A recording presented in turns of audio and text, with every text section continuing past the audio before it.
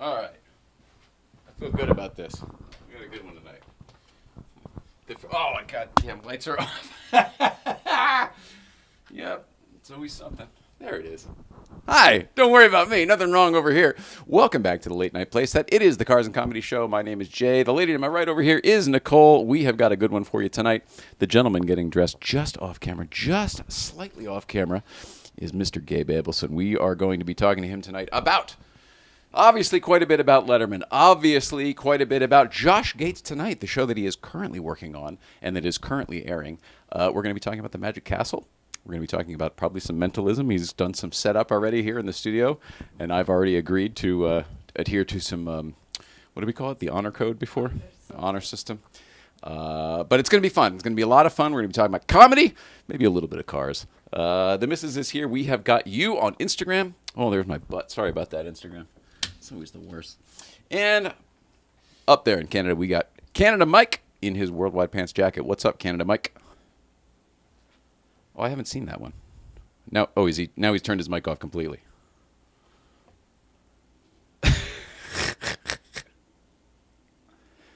Can you? So he's only doing hand signals tonight? Is that what we're doing? Great time to be here, everybody. It's a great time to be alive. Are you all right? All right. I don't know what the hell's happening.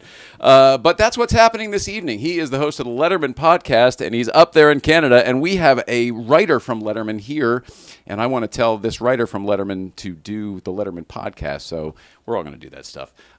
More to come right after this. Will, start it up, buddy.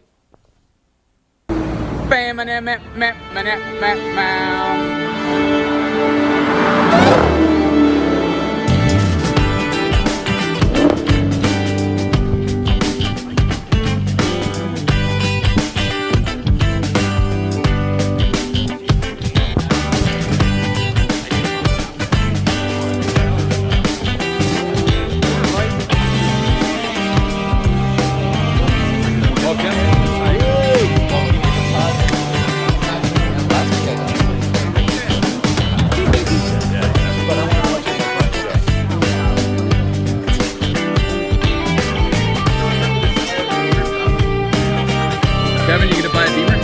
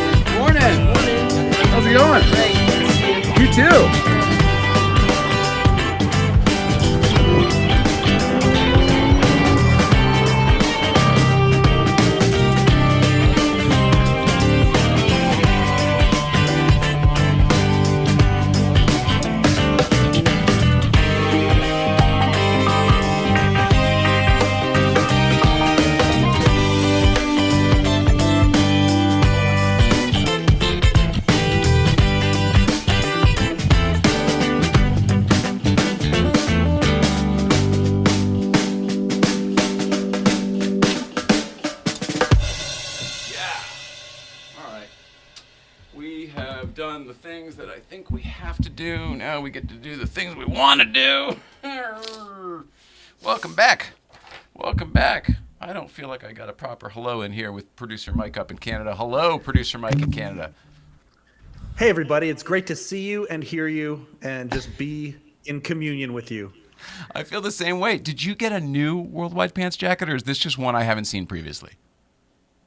No, this is the original Worldwide Pants jacket I got. Arthur Kelly gave me this jacket and said, "Welcome to the family." No way. That was... Wait, yeah. Because you knew how did that come to be? Real quick, how did that come to be? So this was just after I came back from BC Children's Hospital with my granddaughter when she kicked the crap out of cancer. and just was getting to know him. And he knew how badly I wanted one. He had read my story about that night, asking for a jacket, and he said, "Well, you need to have a jacket." So he sent me one of his. That's freaking awesome, man. I did not know that part of the story. That's freaking cool. awesome. Pretty cool. I mean, that's like a fan's dream kind of situation. I'm sorry you had to go through the turmoil you had to with your granddaughter and everything else. I mean, man, you earned it. But gosh, wow, that's super cool, man. It was a dream come true, and I have it on video. My wife saw the big box and knew who it was from, and so she got the camera out and started taking, because, you know, we all know I get emotional about things. You And, guys are so good about capturing it, though. How do you know it's going to happen? Oh, I guess you know ahead of time. You know what you're into. We know each other pretty well, and she telegraphed when she saw who the box was from what it probably was, and so she just started recording. So we're going to have that as part of the documentary on the Letterman podcast and all that. So it'll be cool. kind of neat. Oh, Yeah. it's very cool. Well, I'm sorry. That was supposed to be just a quick, hey, I like your jacket, but I'm actually glad that we got the backstory there for it because it was worth it. Yeah. Meanwhile, we'll get into this show in a minute and the date. It's Tuesday, January 28th, 2022. But obviously, we'll be talking to him in a few minutes, but I have a feeling that we'll probably try to put together a Gabe Abelson on the Letterman podcast as well here because it seems like he'd be a really good guest for it. And he's got so many great stories that, this can't be the only podcast you do, Gabe. I mean, we love it and we're grateful for you, but we want to share you. This is it. I would love to. We just friended each other. Oh, good. All right, good. Letterman So the connection's already made. Made. Beautiful. Well, he's Did a good we? guy. I'll just stand for it. I don't know about that, but that'd be great if we did. It's possible that I took care of it for you. Thank you very much, Canada Jake. Mike. I Appreciate might it. have reached out to some staffers that I knew and made sure that they were on your Letterman podcast channel there on the Instagram. Thank you. I'm trying to help from afar wherever I can. It's a nice way of saying you stole his identity. Right. That's right. But to get guests for his show and to help him with his. Teasing. I tease because I love it. But meanwhile, all of this is on Mike's credit card. Absolutely, without a doubt. Thank you, Mike. Shout out to new sponsor. The Hello Deli, by the way, is sponsoring the Letterman podcast, but Shazam Mike is sponsoring this one. So Really? yeah, so it all evens out. I'm just kidding. Let's It's see. all symbiotic. Yeah, exactly. What are they? Synergy. Let's all synergize. Yeah. One hand washes the other. Yeah, it's good stuff all around. There are great things coming up.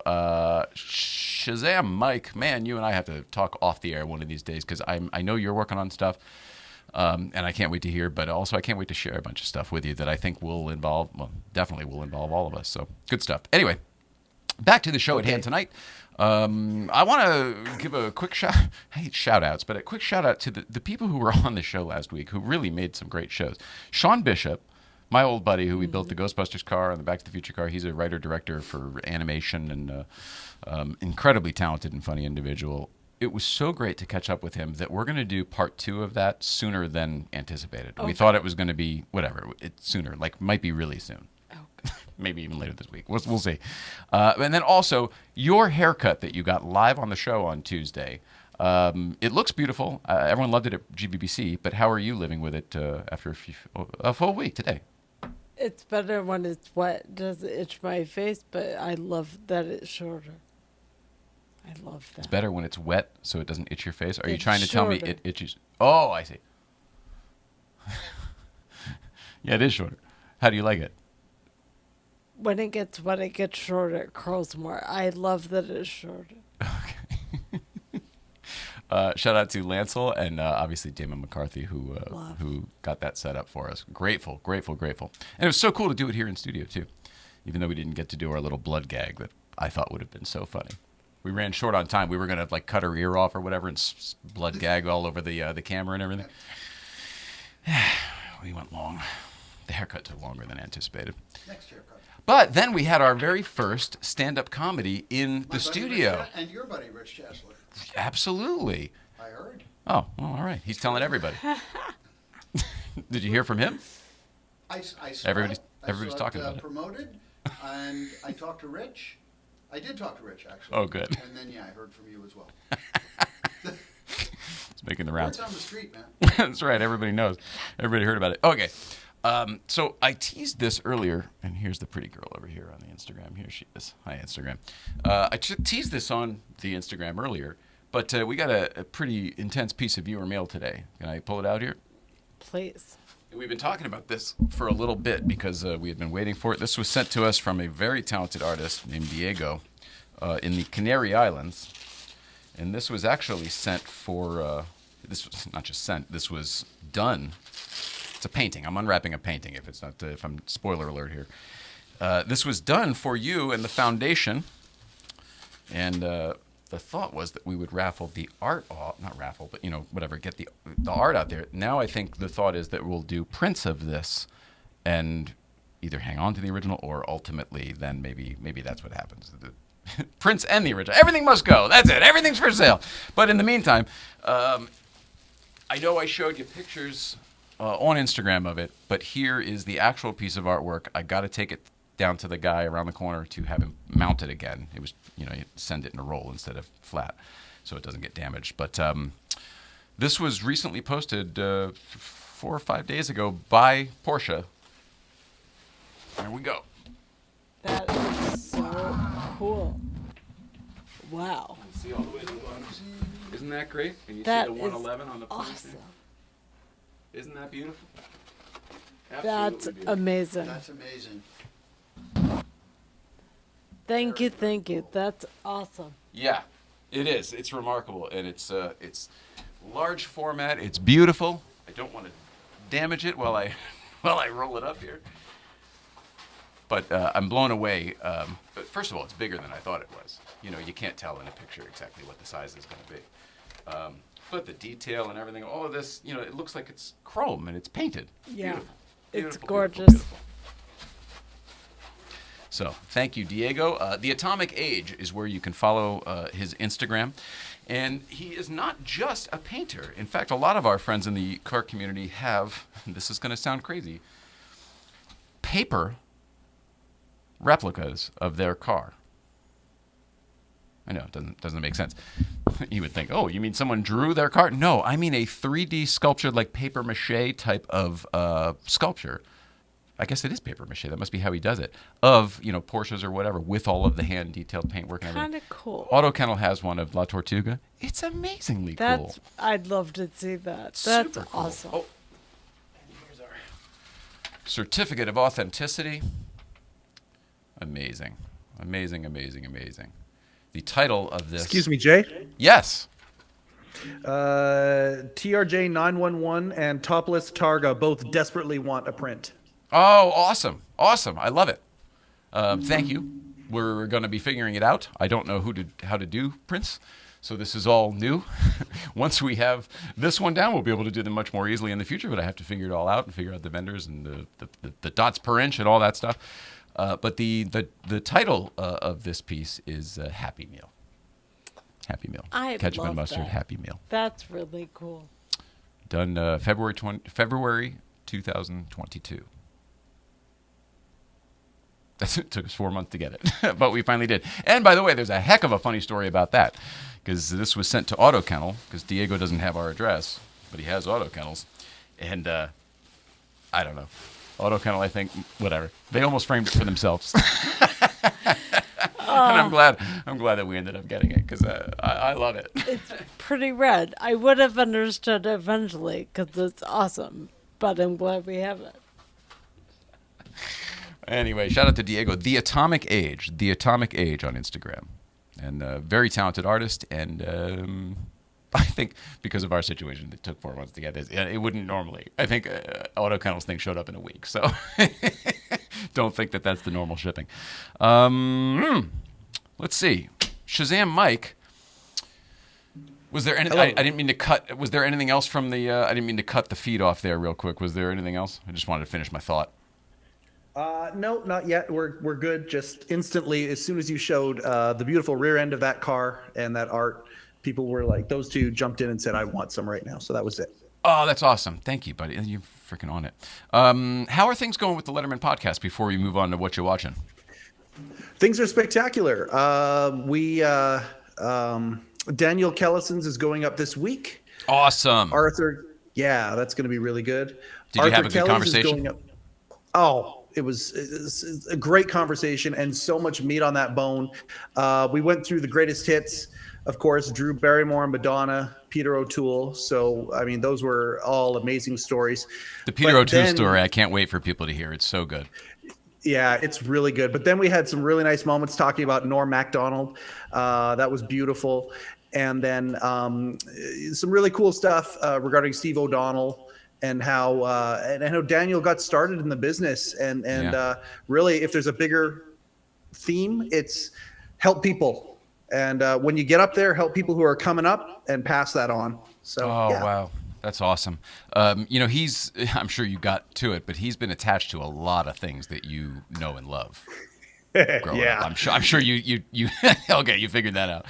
And then, also you just mentioned Norm Macdonald. Our guest over here was also a good friend of his, and knew him quite a bit as well. We'll probably talk about Norm when we get in here. Actually, there's a handful of people that have are no longer with us since you were here last. So I think you brought a cue card with you. We might be talking about cue cards at one point. I'm excited. No spoilers, folks. No spoilers. All right, what you watching? I have only two things, and they're sort of not new. Neither one of them are new. One, 2018, Bad Times at the El Royale. Anybody seen it? I mean, other than that. How about you, Shazam? No, Gabe, you've seen it? I did. What did you think of it? It was weird. Yeah, it was weird. All right, so I remember. we saw it when it first came out, 4 years ago, and I was really looking forward to it because I liked the production design, I liked the trailer, I liked all the people that were in it, everything about it. I was like, oh, this is my kind of movie. I like the period it was taking place. And then same thing, when it hit, I thought, we both watched it and we're like, well, it's too long. I don't know what it wants to be. Can't figure anything out. And then, but enough time passed where I said, well, let's revisit it because, sometimes your mood affects what you're watching and you paint it with whatever you're going through. And I said, well, let's just see it again. Because I was intrigued. I was like, John Hamm's in it, and Jeff Bridges is in it. And Cast is phenomenal. one of the girls from Mad Men, I think, is in it. And it's good stuff. And we watched it again, and I really enjoyed the ride. But everything kind of stands through. I wasn't disappointed this time because I knew the last time. I'm like, it's not going to be that good. But because I already had that, I was able to sort of really sort of follow it along. It was much more movie than I thought it was the first time because there was just too goddamn much going on, like Gabe just said. And I feel like we missed a bunch the first time. It's still not great, but it's still not great. And 2.5 hours is a long time to watch a movie. But if you're if you got COVID and you can't go anywhere or something like that, I don't know. I still enjoyed it. Somebody trying to do a Pulp Fiction for sure. They were trying to do the chapters and all that. But I didn't hate it. And I liked it better the second time. Not enough to say, hey, go dedicate 5 hours to seeing if you like this movie by watching it twice. It's interesting to see if there's not other things present. Right. Yeah, right. Good point. Who has that life? All right. And then the other one, spoiler alert, we watched Top Gun, not Maverick, Top Gun from 1987. And for the first time in our lives, really enjoyed it. I don't know why. We were of an age where we grew up with that movie, and both of us, it was always around, and everybody was always watching it, but I didn't care. I didn't either. Really? You too, Gabe? Exactly the same. And I saw the new one, and I thought it was incredible. Mm-hmm. I thought it was great. Well, we watched the old one in anticipation of watching the new one, and kind of wanted the refresher, because, I remember Hot Shots, the parody, more than I remember I do Top too. Gun, because of the comedy. Yep. So I think I was associating I was merging the movies together. So whatever, we needed a refresher, and maybe it's just the fact that our climate is approaching that sort of politically. It's approaching that same thing again. Where Russia this and U.S. this, like Rocky IV is going to come around again too. Something about the stakes, something about the fact that this hotshot kid didn't play by the rules, and that was very relatable. Whatever it was that you all saw in Top Gun 30 years ago, we finally saw it. We finally saw it and really enjoyed it. Agreed.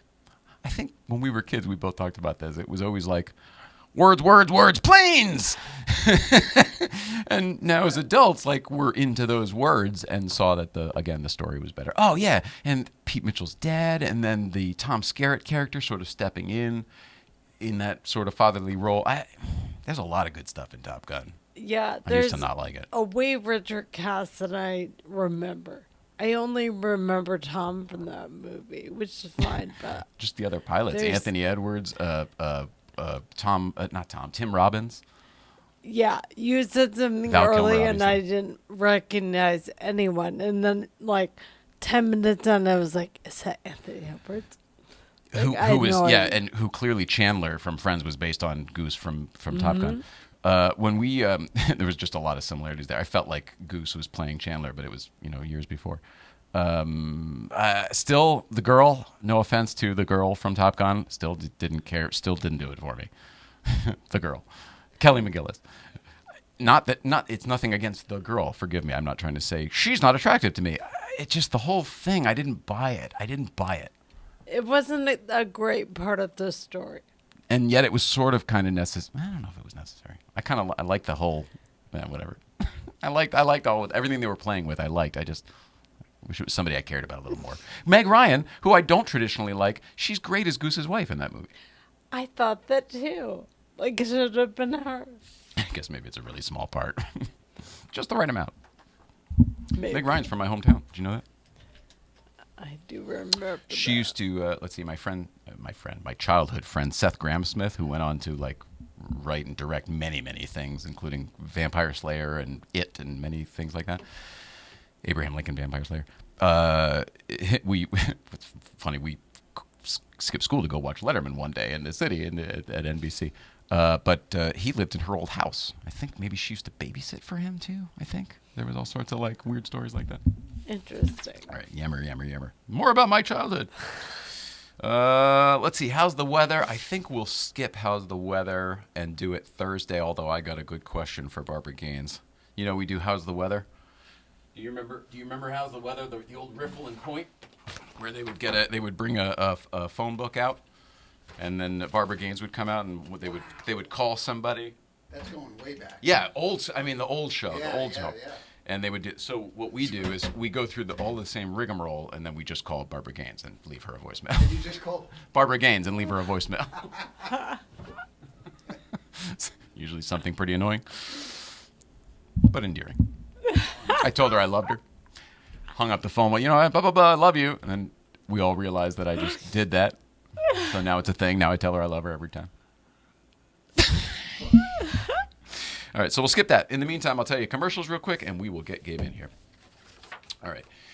This episode has been brought to you in part by Series 1 Films. Oh, shoot, did I put it in here? I think I did. Give me 1 second.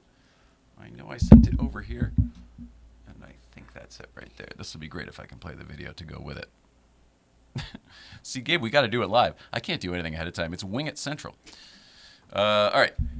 This episode has been brought to you in part by Series 1 Films. Series 1 Films helps automotive brands create engaging cinematic content for social media and advertising to grab and hold your ideal customer's attention. Check them out at series1films.com. That's series1films.com. Series1films.com. The one is a number one. Now, see what we're talking about by watching this 30-second video about Breakfast Club. Roll it, Hal.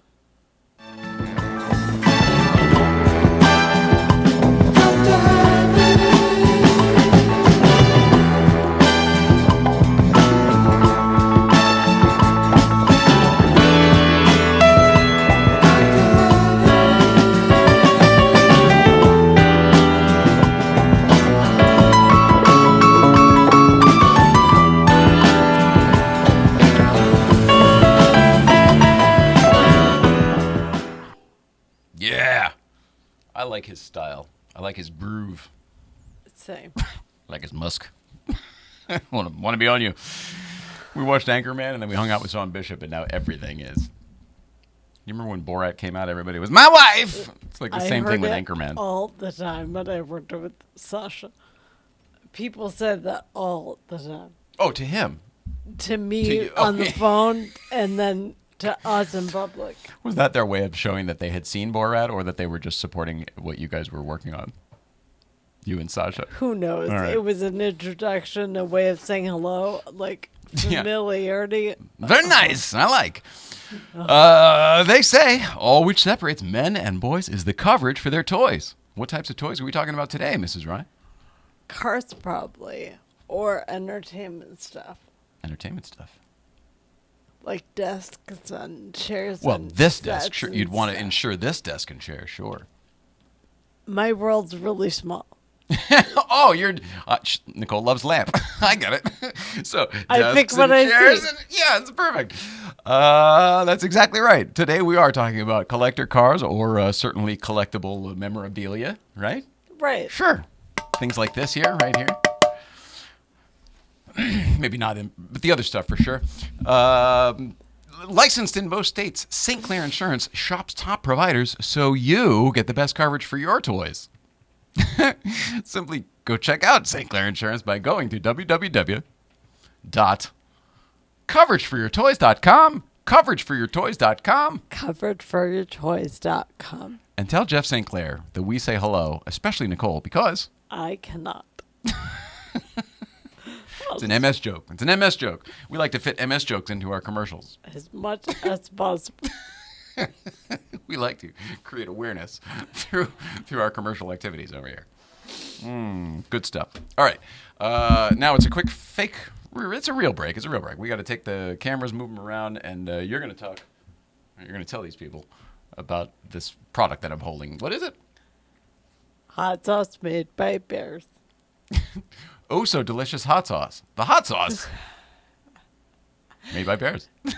Oh, so delicious. It's the hot sauce made by bears. Garlic and serrano mixed with love and care. You can put it on your eggs, pour it on your rice. It's great on a leg, it's better on a slice. It's oh, so delicious. It's the hot sauce made by bears. Oh, so delicious hot sauce. Great on everything except oatmeal. Get your bottle today at ohsodelicious.org. $1 from every bottle sold goes to the National Military Family Association. When you pointed to a spot over there, you pointed here before, and I said no problem. To smash that like button, subscribe. We need some subbies. Come on, you can do it. Late night, woo, good vibes.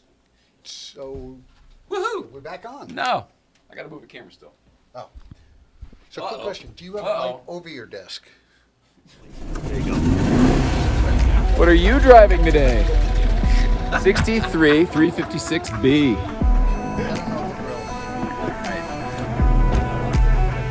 Hey, 111. What are you driving today? Here we go.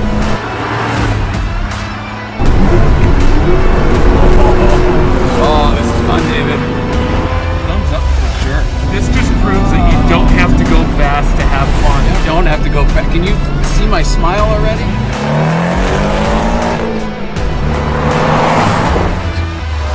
Okay, I'm impressed. Don't need to stick it. He's already got it. Nothing behind. My car's gonna feel slow as balls after this. I'll tell you that. Pedal down. Yeah, baby.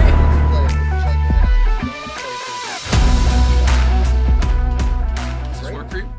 Yeah. Handheld. Go anywhere you want. Excellent. Excellent. I like that.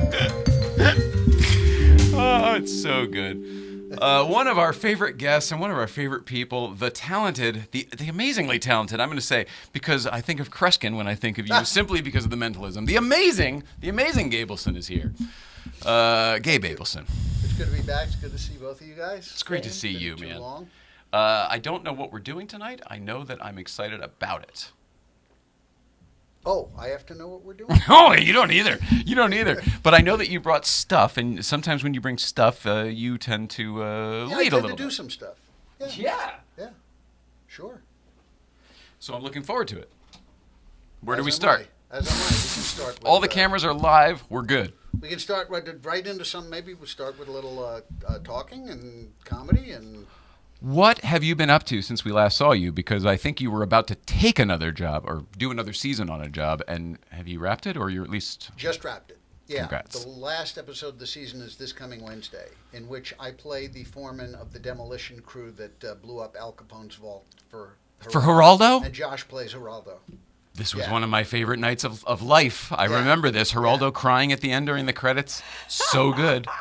They've promoted this thing for months. Oh, shoot. I should have given you some production stills from that. Oh, I have gosh. All right, so don't let me steal your front, Anyway. but I am aware of Al Capone's vault and that.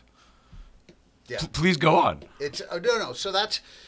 What happened was there was me and one other writer producer, and it was like it's insane because normally on a talk show there's 10, 13 writers and you all contribute, and then there's a segment producer for each segment. But here it was the other guy and me. We had 6 episodes, and each of us was responsible for writing and producing 3 entire hours of television. Yeah, we need that too. 3 hours of television. And so last week when I did the performance at the Magic Castle for the host, it was the first time I've ever directed television because I picked the Mentalist, I picked the demonstrations, and I know, I don't claim to know directing, but I've shot that and I know what cameras to use and what angles to use and what not to use. I thought it was a big deal. I put it on the thing here. Writer, director, comedian. Oh, wow. Yes. How about that? I thought it was a big deal that you were directing television. It's a big deal for me, for sure. Oh, good. After all these years to get into that whole thing. And I also had, this is last week's episode. If you get a chance, it should be, it's on demand. It's called Behind Closed Gates is the name of the episode of Josh Gates Tonight. It's all about secret societies. And so therefore, my little Mentalism group, since we always do a field shoot, I said, hey, I belong to this really secret society. Let's do it. And Josh used to be a waiter at the Magic Castle. Come on. Yeah. When he first got to LA. So he said, oh, absolutely. Let's do this. So, Okay, so I thought because of your involvement there, I figured this was your idea, your pitch and everything. He already had some experience there and was aware of... He had no idea. No, I mean, he worked as a waiter there, but he had no idea that there was this group of mentalists, because the whole thing is, it's so secret, there's no door to get in. You have to know the password, the bookcase slides open, and then he talks to Paul Green, who's like a mainstay there. He's like a card guy, and he said... and within this society, there's an even more secret society. And he said, yes, these mentalists. And then he brings the host over, Josh, over to meet us. And the 3 of us do a demonstration for him. Yeah. I think we talked about this. I love the Magic Castle. It's one of my favorite places in LA. I don't know, it's been a couple of years since we went, but I used to go a lot. It's fun. How long have you been involved there? I'm not even a member. Because you don't have to be when you're an elder. That's right. I'm an elder. No, it's just it's I don't really do magic stuff. I mean, they do have mentalists over there, but it's just I'm either on the road or on staff somewhere. So Mentalism would have to be like in the close-up room, right? Because like you couldn't Oh, yeah. do mentalism in the Palace of Magic. Because when I've done theaters with like 800-900 people, and Yeah? I just do much obviously bigger. Okay. Bigger demonstrations, that play. What would that look like? Because I'm aware, coins and Okay, pick a so for word instance, one of the things I do is I tell people they're going to go on an imaginary visit to Vegas. Okay. And so I have this large envelope on stage, and I like this because there's no assistance, there's no nothing. It's just something I have solo, and I get somebody to say, you roll craps, what's the number? You play cards, what's the card? You play roulette, what does it land on? Is it red or black? And what act are you going to see? And they just pick an act from a book, and then I say, what hotel? And they pick a hotel. And then I say that before I came here, I made this, and I take out about the size of that print that you showed, that size poster that says you will go to, you'll be staying at the Wynn Hotel. You're going to be seeing James Taylor in concert. Your blackjack hand is this. Your roll is this. And it's giant, so even in a big theater, people in the very back row can see it. So it's a prediction, but it's a big prediction effect. Yeah. Yeah. You just blew it up. I was going to say, because what you were just doing isn't new, but doing it in that format is... Yeah, and also not having anything that you need an assistant for. Normally, these big predictions have an assistant backstage helping, and this is one. So it's, so stuff like that. And then I have 5 people on stage draw something while I'm blindfolded, or somebody in the audience covering my eyes. I go in the audience, and they draw, and I can't see what they're drawing. And then they put them, all these pads that they draw on, they mix them up, And then I go on stage and I try to return each drawing to the right person, but I do sort of a personality analysis, and I let the audience play along. Okay. It's kind of fun, and then I return each one, and I say to 4 people, and I say, if I got it, sit down. Then the 4 people, hopefully if I got it right, they sit down. And the last one, there's one drawing face down on the table. I said, well, there's no suspense as to who this belongs to. Obviously you. And so I said, can you draw it again? And they say yes, and then I draw, and then they draw, and the 2 drawings match. So it's just a bigger, you know. You've done one here similar to that where you drew Yeah, I've done what a I was drawing drawing. duplication for you. Yeah. So impressive. I don't get it. And I don't need to get it. I think I enjoy it not getting it. You enjoy it? Yeah. Do some people, it's more fun to not know. Do some people really get frustrated and, tell me how you did, get angry? The hardest audience I have are scientists and mathematicians, particularly mathematicians. They have to know. They can't accept that it doesn't fit in that 2 + 2 = 4 box. They can't accept that. Not possible. And so, Not possible. especially when I do some of the psychological stuff that really doesn't have a concrete explanation other than using linguistics and body language to force them to think of what I want them to think about, they get really upset because it just is not. You just can't explain it. And sometimes I get it wrong. I'll do that more one-on-one than I will on stage where I don't really want to get stuff wrong. I'll take a lot more chances. But yeah, when you do something like that for them and there's just nowhere to go with it, they can be pretty belligerent sometimes. Yeah, and if there's drinking involved, I would guess. Yeah. Public show. Drinking and comedy, I think, are associated. That's a fairly good combination. We don't drink, so there's no. I'm curious about this. Is there anything about? I'm just trying to think. Is there anything with magic and drinking? Like it's good, it's better, or it's not? Do you want a clear head for magic, or do you want to be a little bit? Magic and drinking works. Mentalism and drinking does not work because it's cerebral rather than visual for the most part. So if you can't remember, like if I give somebody a book and say, remember any word in the book, there's a good chance if somebody's really drunk, they won't remember it. So I pick my volunteers very carefully, and I mostly pick women because they're much more compliant in that. Boy, that sounds awful. Yeah. Right? In 2022. Me too. I mean that in a very positive way. They're not going to purposely try and, screw you up when they're thinking of one word and you get it and they say, nope. I go, oh, well, that's it. And then, I'm just kidding, So, no, that guy. Oh, it's that guy. So I've kind of learned, even as a comic, which people are going to be trouble and which aren't. Nobody who's that guy knows they're that guy. That's the problem that I foresee. That's right. And what they all think they're playing along. They think they're helping you. And that's exactly what they'll say. Especially in comedy, they'll always say, I was helping you out, right? Oh, I was helping my God. I'll help you out.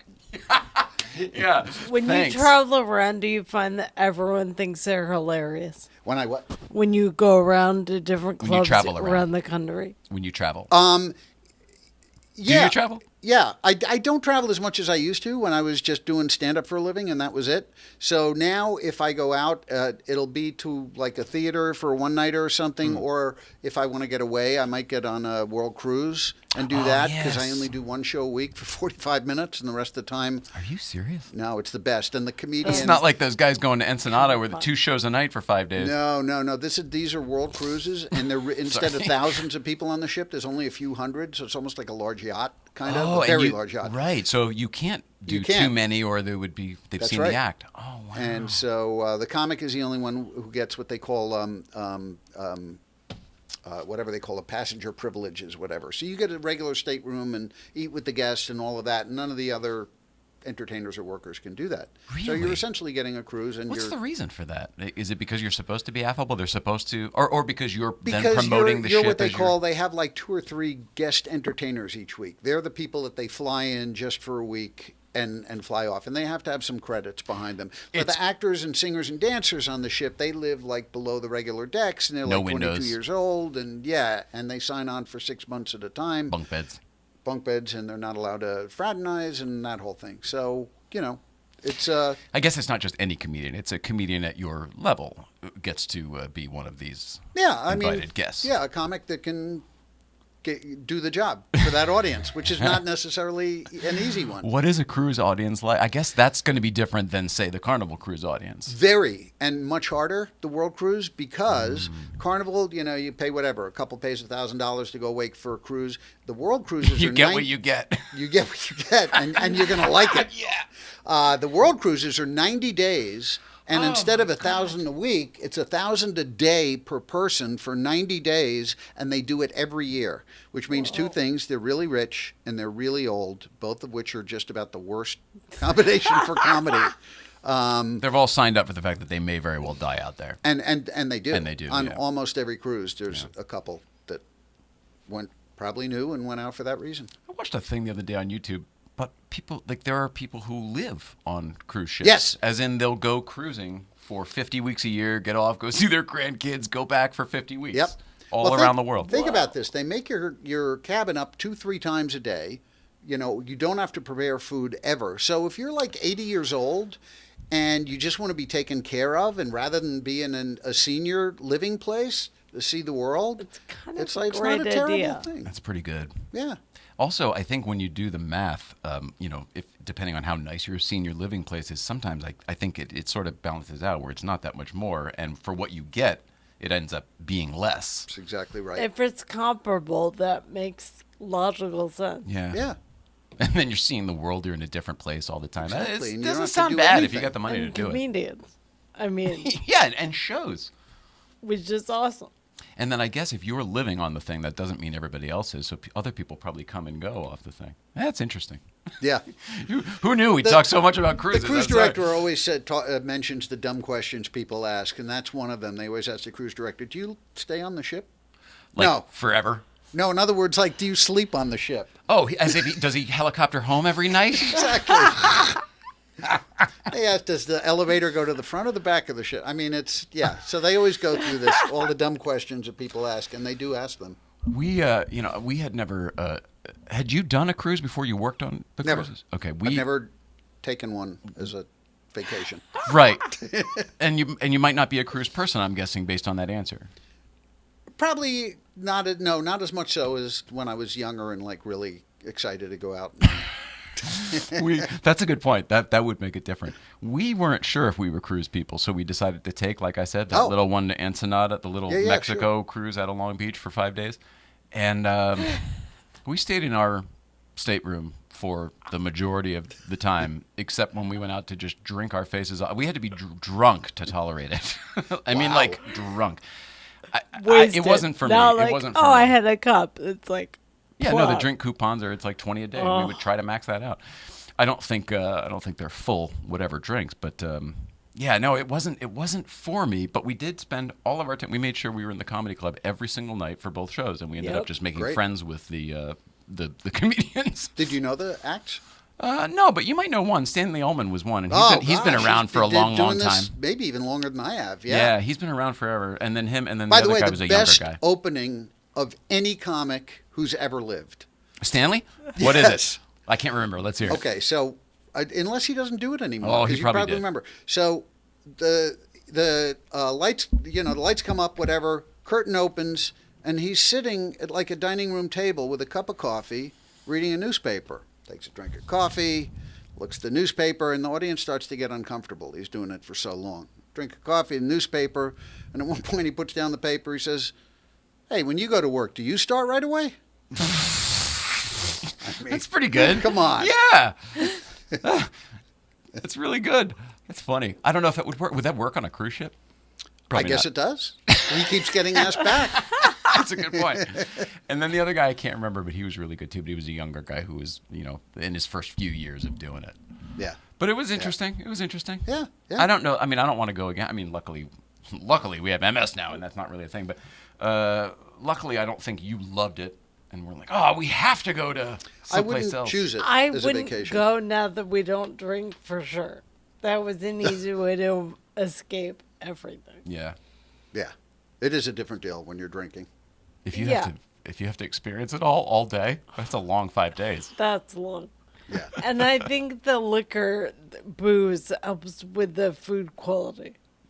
Oh yeah, all around. Yeah, I think a place like I bet the food on your ship was probably It's amazing. amazing. It's probably Amazing. really good. But- this was for sure like this is the And Walmart it's not just cruise. that. There are way more pricey cruise ships where it's also terrible. People say it's great just because they have unlimited food, but the actual food itself is not very good. Well, if you think about it, you have to have that much food for that many people, for that many meals, for that many days. Like, how does that stay at all edible? They actually fly. Exactly. Yeah, they actually bring food in a lot of times because it's not. It doesn't. Whenever they go to a port, it's just like an airplane. They're loading stuff on and off. Ports make sense. The rest of it's like, now that I think about things.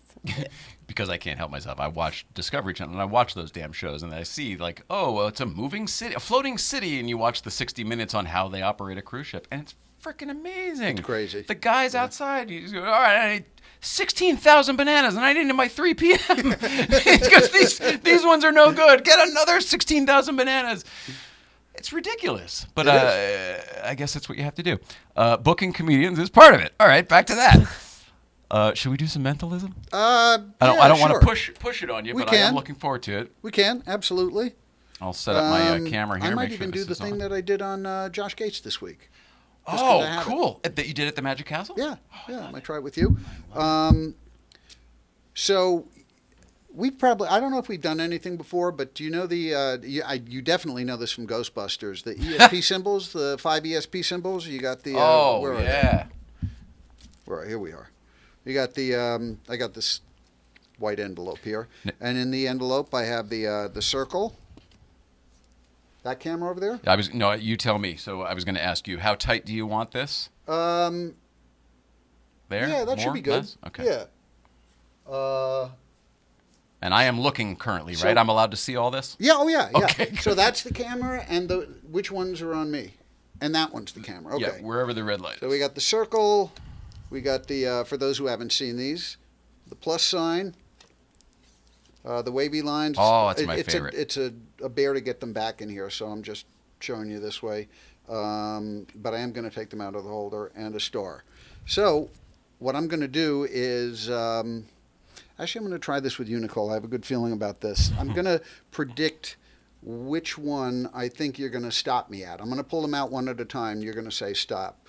So just so I don't embarrass myself. That is how you spell it, correct? Yeah. Okay. Good job. I didn't see that. Okay. Thank you. So I don't want you to see. Nobody can see which design I'm drawing, right? Correct. I'm purposely going to try and fool you because I don't want you to know. Oh, that's okay. You can uncover your eyes.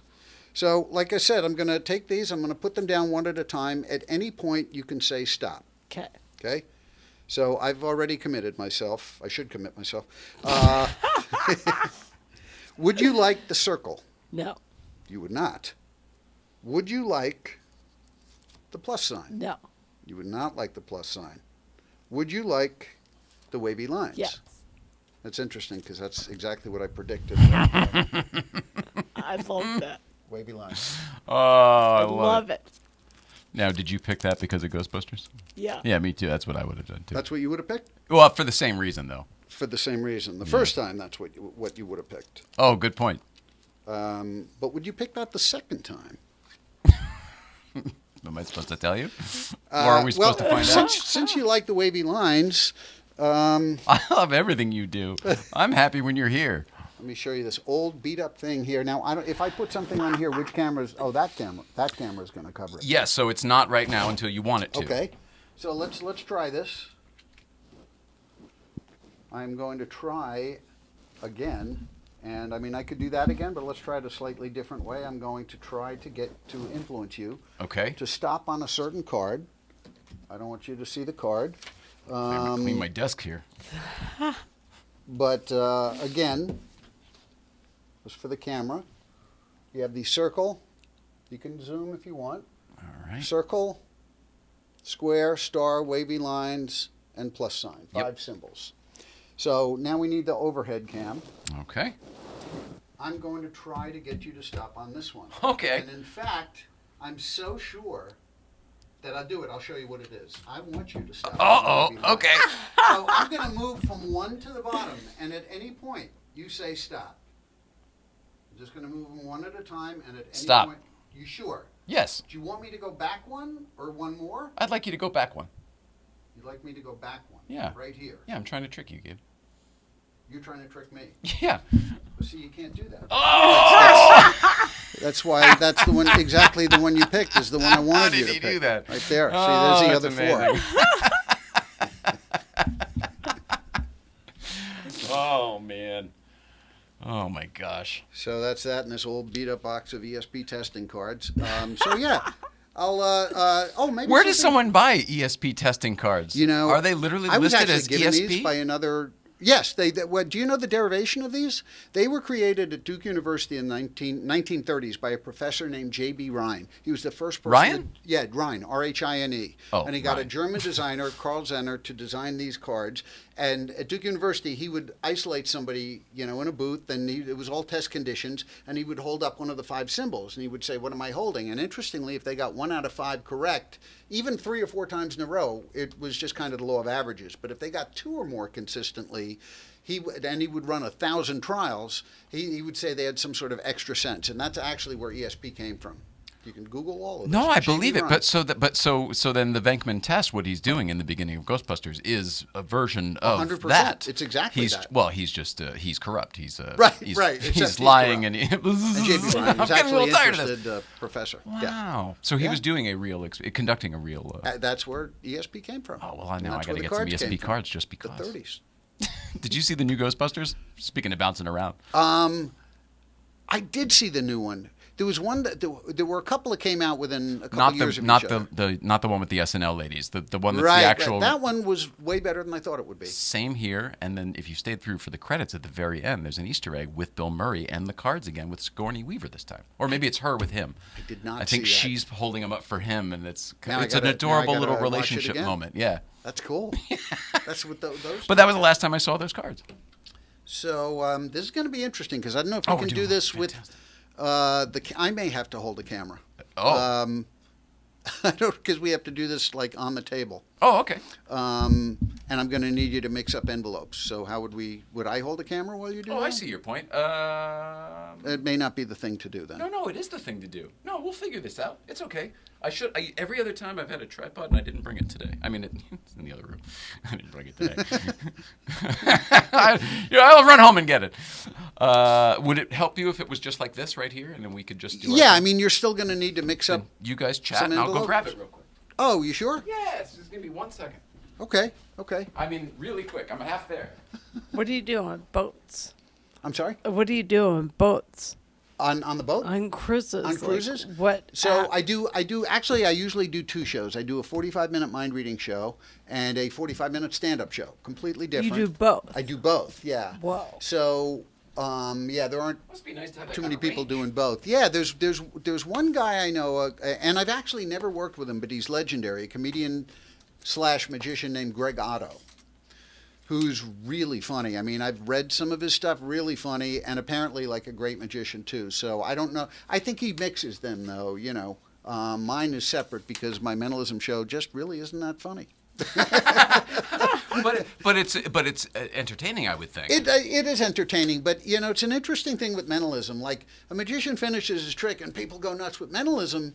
They just kind of witness something impossible, so they don't know how to react. Yeah. So it was very difficult for me after 30 years of stand-up, with getting reaction immediately, to just hear like silence sometimes. And then people would come up and say, I can't believe it. I've never seen anything like this. But they don't know like how to react. It's sort of a shock and awe thing. So I've been trying to sort of figure out how to get more comedy in without losing the shock and awe, Really? part of it. Yeah. But yeah, it's fun. There we go. Look at that. Does that work for you? This will be the shot. That's the shot. Okay. So And then I won't look at it, right? I'm not going to be looking at that shit. Now this you can look at. That was a different thing. That's another thing. Oh, well, I could have done all this at the same time. All right, go ahead. Oh, I'm sorry. No, this is great. I'm excited. But Now we're leave it extra there. covered. Then I'll show you the thing we can't look at. That Beautiful. you can't look at. Okay. I'm so happy you're here. This is great. So I have. Let's see. I should have 8 envelopes. Do I have? 1, 2, 3, 4. 1, 2, 3, 4. Mix these up. Mix them up. Yeah, just mix them up.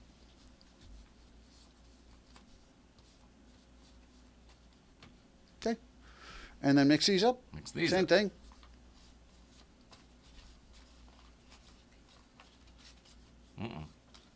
Okay. Doesn't matter if the sticker comes off. I didn't mean. I don't want the flap to get mixed up. Oh, okay. And this is a live show, right? Yeah. Because I don't know if I haven't done this in forever. It may not work. So let me just mix these up some more.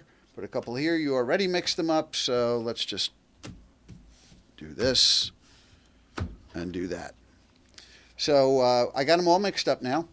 I got 2. You're going to make all the decisions. Okay.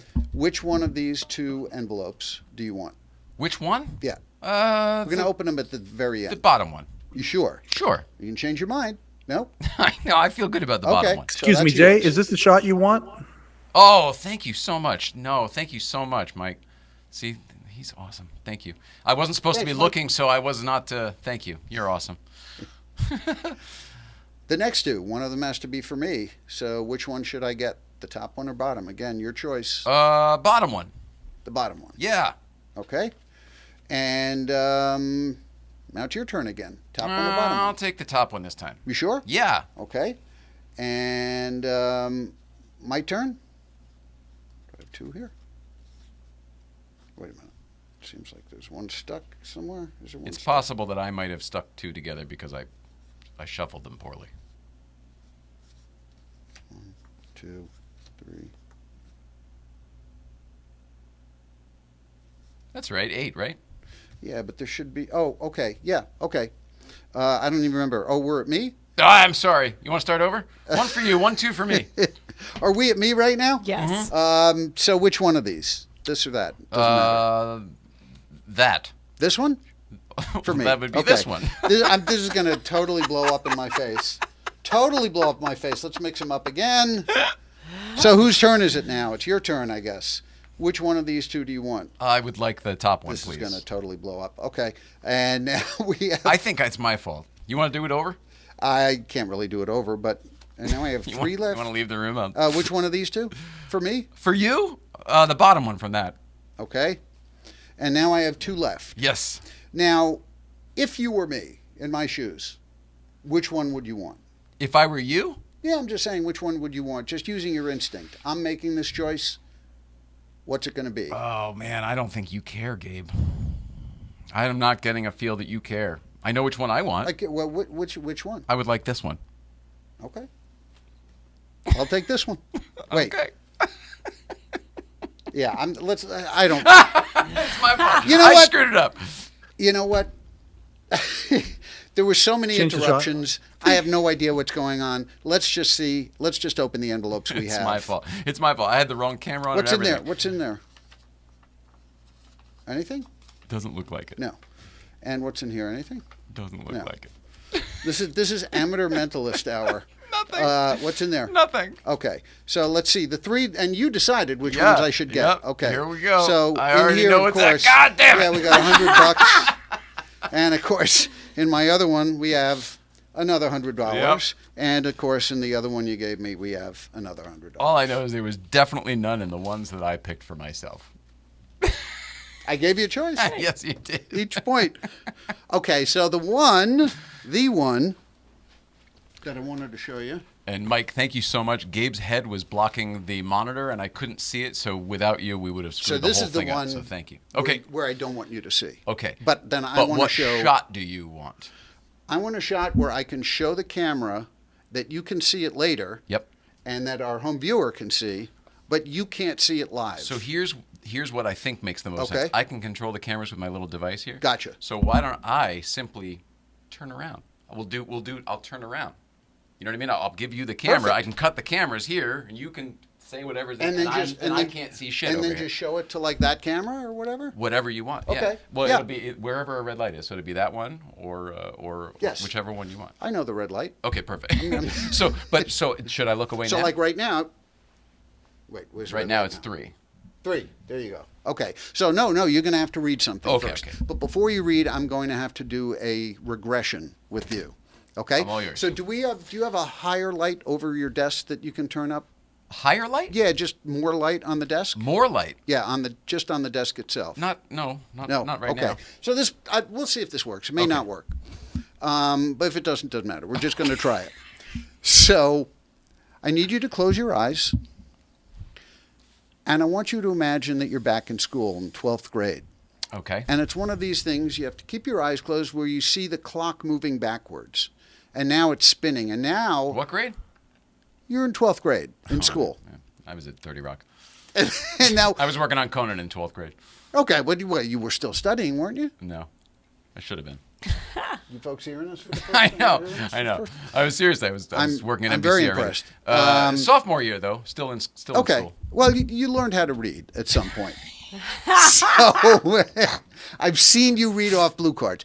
That's the only reason I know. So now imagine you're going back to 11th grade, 10th grade, 9th grade, 8th grade, 7th grade. You're just going further and further back. Keep your eyes closed. Sorry. Going back to 2nd grade, 1st grade. Ooh, okay. Now remember, in 1st grade, you're just learning how to read. You can't even read whole words. Like now we just say photograph, but in 1st grade, you have to sound out each part. Photo, and it takes you a while just to read one word. Well, that's where you are now.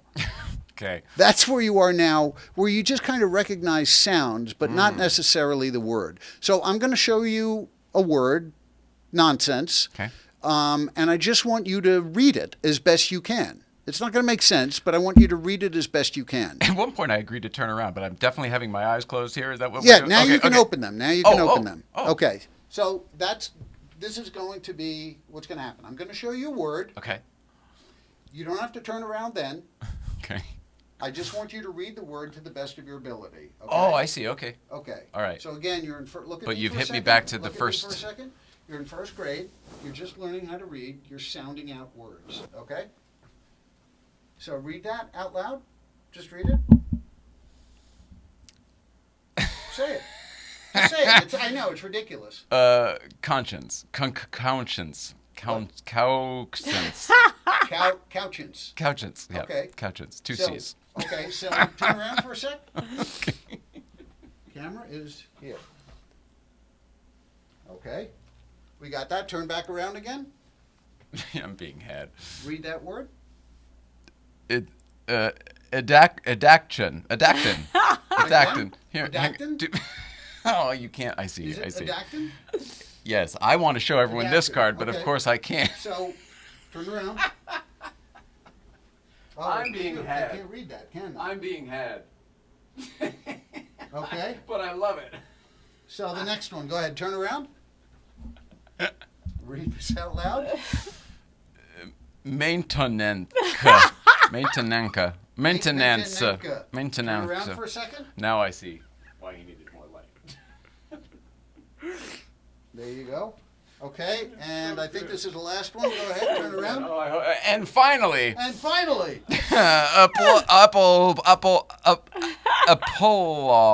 applesauce. turn around. You think that's hard? Yeah, that's hard. Okay, so look at me for a second. We're going to try this again. Close your eyes. You're now in 2nd grade, 3rd grade, 4th grade, 5th grade, 11th grade, 12th grade, where you're not even going to school anymore, but you have no problem That's reading. right. I can Open read all your my eyes. read all the traffic stops into the Could you city. read this again? Conscience. Very clearly, conscience. Again? Education. No problem whatsoever. Maintenance. No problem. See how easy it is? Applause. There you go. We've been in school for a while. Applause.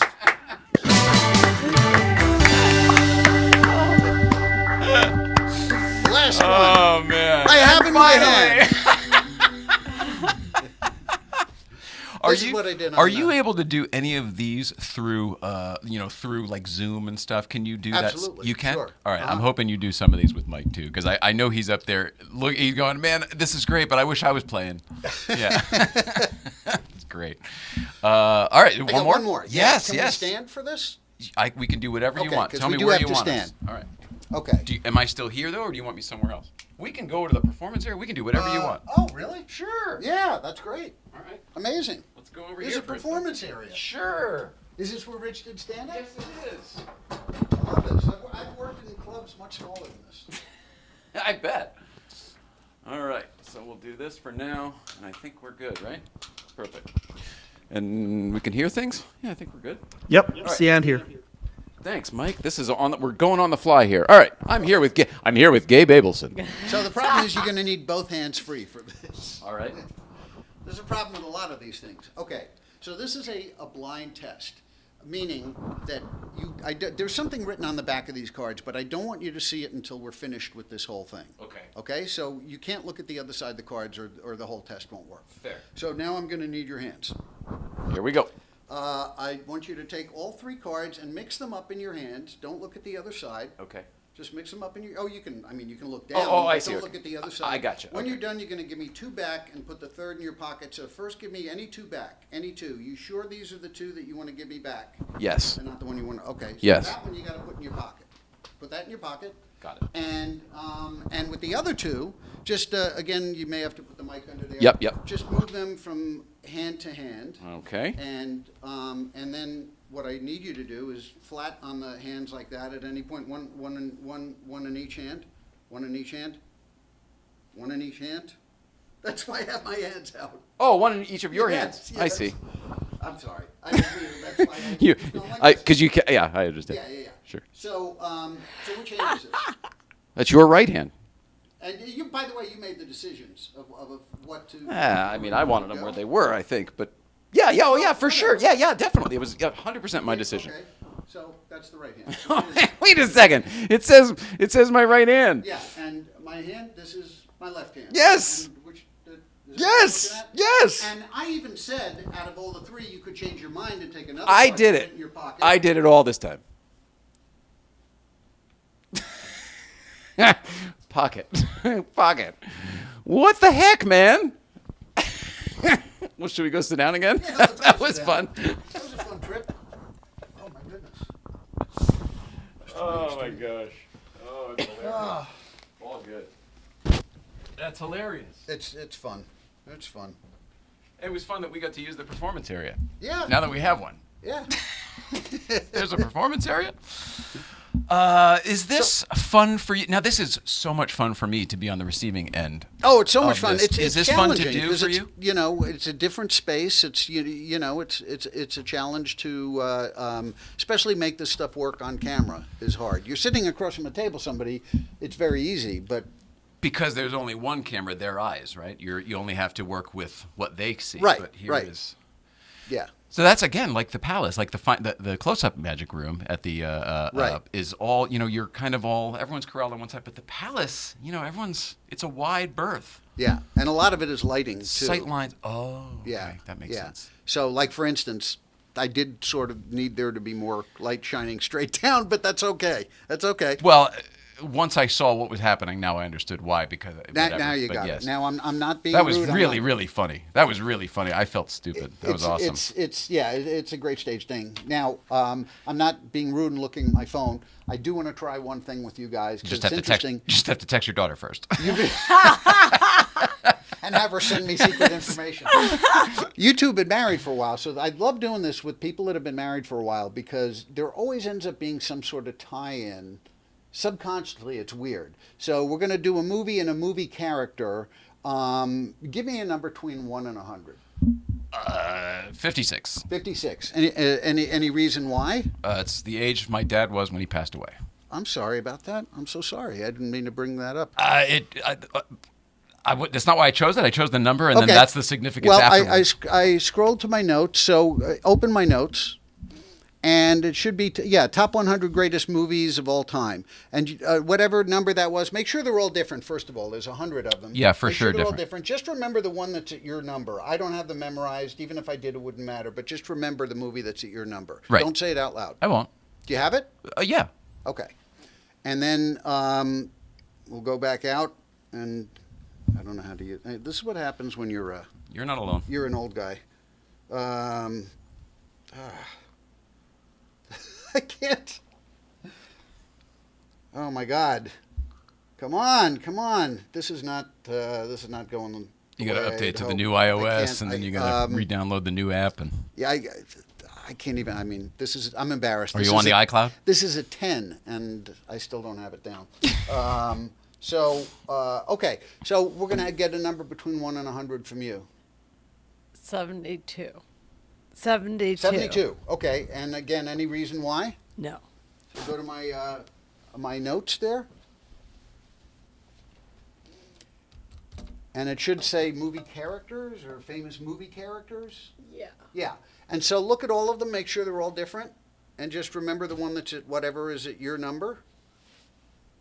Are they all different? Yes. And just remember the one that's at your number. Will do. Okay. I see you smiling. This should be interesting. So like I said, there is almost always, especially with people married a while, there's some sort of connection between the movie and the movie character. So it'll be very interesting. You don't know what character she's thinking of. Well, I saw the number. But did you see the character she's thinking of? I thought okay if she you only did. thought of a number. And then No. that number was correlated to a character on the thing. Or did I screw that That's up? the idea. There's 100 numbers, and with a character by each number, you're supposed to remember the number, the character. I got both. You got both, and the number's not important. The character, you already chose the number, so that's not important. The character that's next to the number that you chose is important. You have a character, you have a movie, right? Yeah, but I saw both.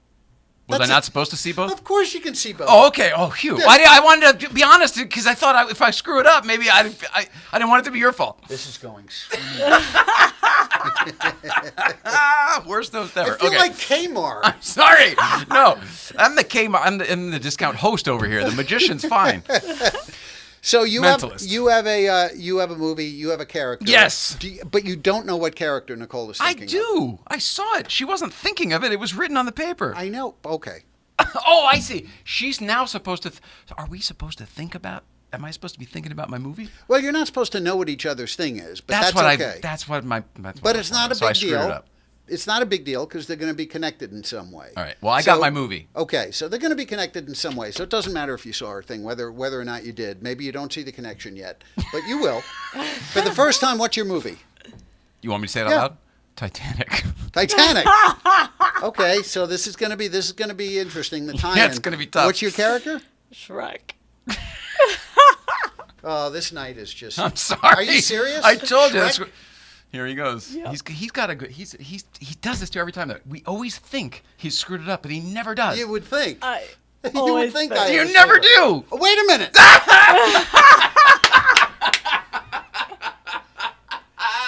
My phone is also my credit card wallet. Turn it over. I don't want to touch it. You thought of who? Shrek? Yeah. And you thought of Titanic. Titanic. Yes. It flipped open that way. I don't want to touch it. Just flip it open, and there's a little piece of paper in there. And just slide that out, and then open it and show the camera. Well, I don't want to show your license. Here we go. Ready? And those were free choices. Those numbers, between 1 and 100. So it's 1 out of 200, really.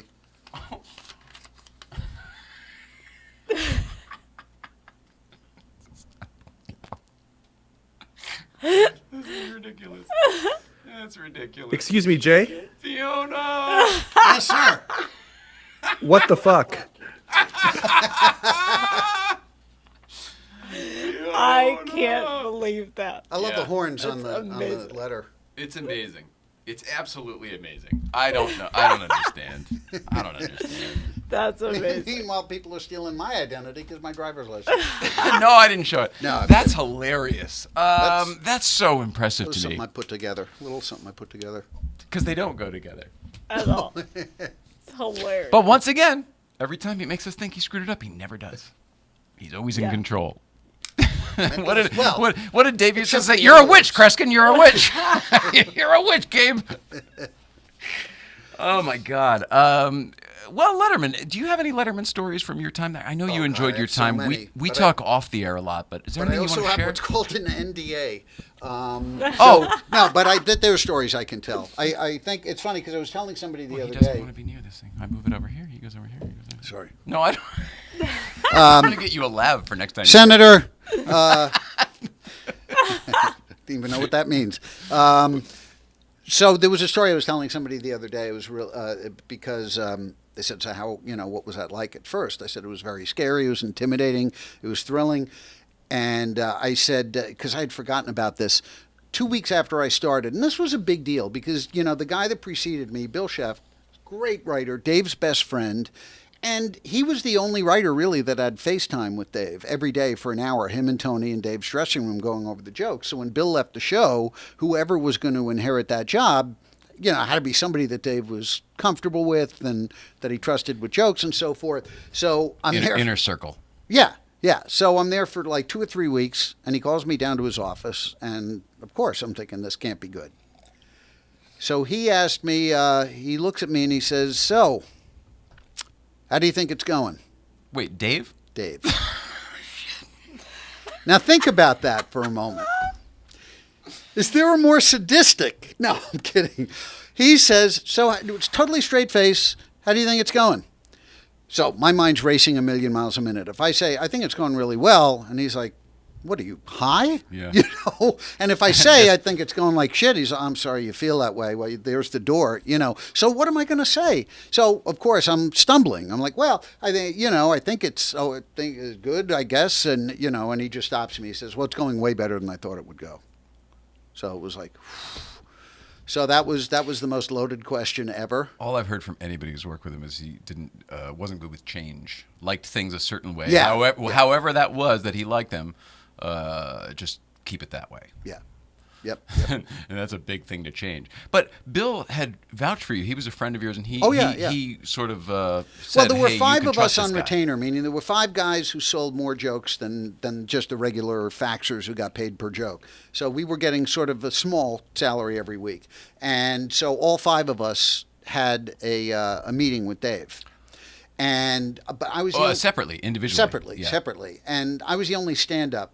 And Tom Green actually said something that I never considered, because I've told him, people always ask me about my interview. I forget you're friends with him, too. I forget you're friends with everybody. And Chef warned me. He said, just know that at some point Dave is going to try and throw you off your game. He might say something like, out of nowhere, like, "Do you like red meat?" Just to see how you roll with the punches.